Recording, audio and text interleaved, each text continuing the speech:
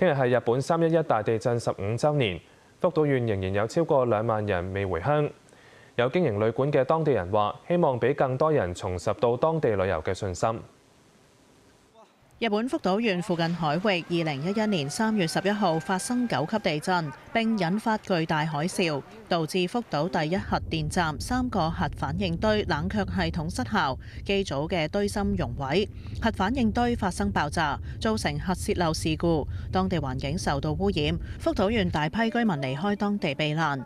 而喺事故發生15週年之際，由於核污染土處置等重建同善後工作進展緩慢。據報福島縣仍有超過2萬人未返到屋企。不過福島縣東北部呢間旅館嘅老闆夫婦早喺2012年就返去福島縣，認為旅館同當地人之間有住深厚嘅聯繫。だからこのつながりをきちっと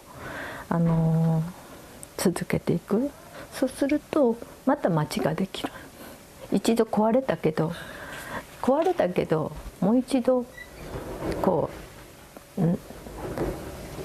積み重ねていくあれが必要かなって思ってたので。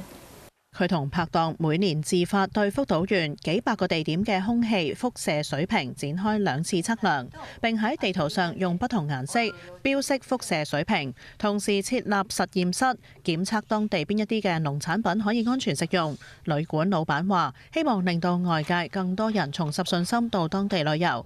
不過據報，日本政府現階段對核污染土處置尚未確定具體方案。當地傳媒星期一公佈嘅一項聯合民調顯示，只係有大約20%當地受訪者對當局災後重建工作表示認可。無線電視記者陸子琪報導。